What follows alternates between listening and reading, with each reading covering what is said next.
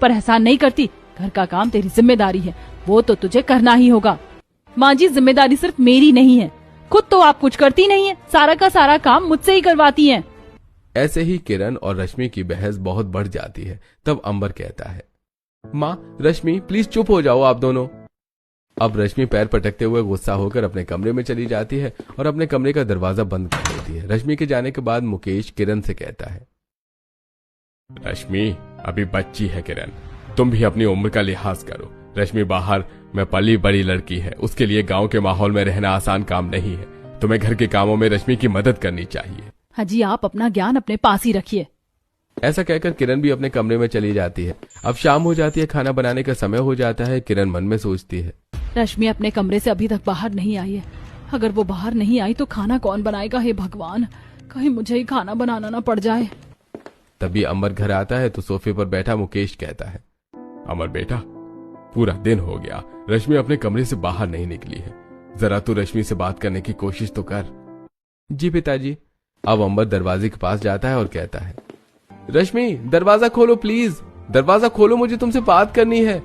काफी कोशिशों के बाद रश्मि दरवाजा खोलती है। अंबर अंदर जाता है और रश्मि से कहता है, रश्मि ये क्या तरीका है, तुमने सुबह से कमरे का दरवाजा नहीं खोला। तुम्हें दिखाई नहीं देता ना अंबर कि मुझे इस घर में कितना काम करना पड़ रहा है, और माँ जी किसी भी काम में मेरी कोई मदद नहीं करती हैं। क्या तुम मुझे यहाँ नौकरानी बनाकर लेकर आए थे? जो भी हो, लेकिन अब मैं काम नहीं करूंगी। मैं चाहती हूँ कि माँ जी सारा काम अकेले करें, ताकि उन्हें एहसास हो कि मैं कैसे सारा काम अकेले करती हूँ और कैसा लगता है जब वो मेरी मदद नहीं करवाती हैं। तो ठीक है रश्मि, अगर तुम यही चाहती हो तो मैं तुम्हारे साथ हूँ, तुम अपने कमरे में ही रहो, किसी चीज की जरूरत होगी तो मुझसे मंगा लेना। ऐसा कहकर अंबर हॉल में जाता है और अपने पिताजी को सारी बातें बताता है। ये सुनकर मुकेश कहता है, बेटा रश्मि बिल्कुल सही कहती है, तुम्हारी माँ को यह एहसास होना चाहिए कि बहू को बेटी समझना कितना जरूरी है। तुम चिंता मत करो, आगे की बातें मैं संभाल लूंगा।